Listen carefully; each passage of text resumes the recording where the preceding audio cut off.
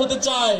তারা আমাদের চাপে পড়ে কোন রকম দায় ছাড়া বক্তৃতা দিয়ে গণভোটের পক্ষে বলেছে, যদিও সেটি দায় ছাড়া বক্তব্য, কিন্তু এখন পর্যন্ত তারা লোকাল পর্যায়ে প্রত্যেকটা এই ফ্যামিলি কার্ডের ভুয়া গল্পে আমরা প্রতারিত হব না ইনশাআল্লাহ।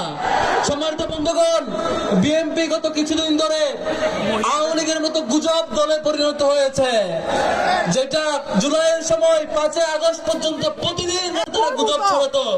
শেরপুরে আমাদের রেজাউল ভাইকে শহীদ করে তারা সারা রাত গুজব ছড়ানো, যুবদল নেতা সাইফুল নাকি জামাত যুবদল নেতাকে হত্যা করেছে। গুজব দেখেছেন না আপনারা? এরপরের দিন আরেকটা ঘটনা, ভাই ভাই জমি বিরোধ, সেখানে একজন নিহত। সেই ঘটনা তারেক রহমানের উপদেষ্টা জামাতের উপর চাপাই দেয়।